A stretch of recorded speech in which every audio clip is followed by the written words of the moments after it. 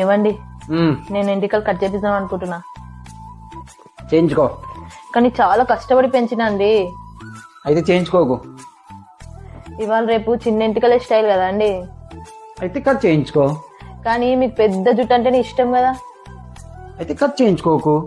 మా ఫ్రెండ్ అంటుంది నీ ఫేస్ మీద చిన్న ఎంటికలే బాగుంటాయి అని. అయితే కట్ చేయించుకో. చిన్న వెంట్రుకలకు జడ వేయడం రాదు కదా అండి.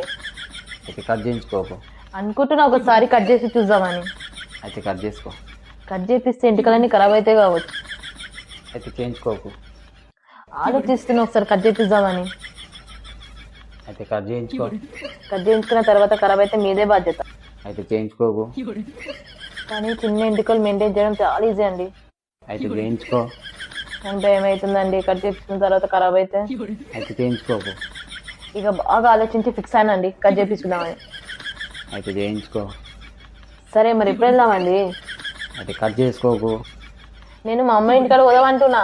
అయితే కట్ చేయించుకోకు. అరే నేనేమంటున్నా నువ్వేమంటున్నావు? అయితే కట్ చేసుకో. నీ పాల మీట బాగుందా? అయితే కట్ చేయించుకోకు. నువ్వు పిచ్చోళ్ళు అయిపోయినావేంది? అయితే కట్ చేసుకో. అయితే కట్ చేసుకోకు. కట్ చేయించుకో. కట్ చేయించకు. కట్ చేసుకో. కట్ చేయించకు. Download ShareChat.